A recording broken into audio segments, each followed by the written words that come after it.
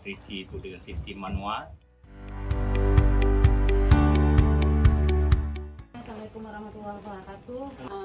Pada tanaman hidroponik, ya, bagaimana cara kita mempromosikan supaya hidroponik tanaman yang sudah kita hasilkan ini bukan hanya. Nah, apa itu di kita marketing, cara pemasaran ya tadi ya. Jadi bukan hanya ditawarkan ke toko, tapi lagi ada nyoblau rineng, ya, mungkin lagak bungkus, mungkin mahal.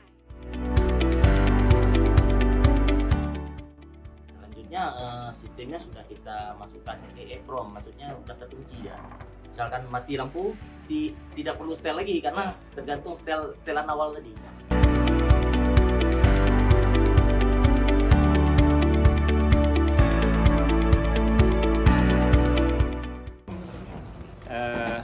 Terima kasih kami ucapkan atas kedatangan ke tempat kami dalam usaha kecil ini dalam membudidaya tanaman sistem hidroponik.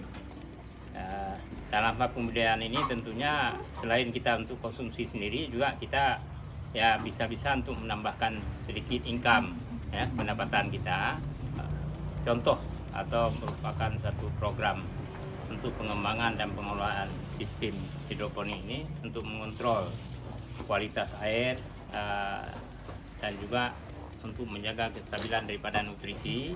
Dengan sistem IT ini ya tentu mudah-mudahan kami itu bisa melaksanakan dengan baik, dan terima kasih sekali lagi.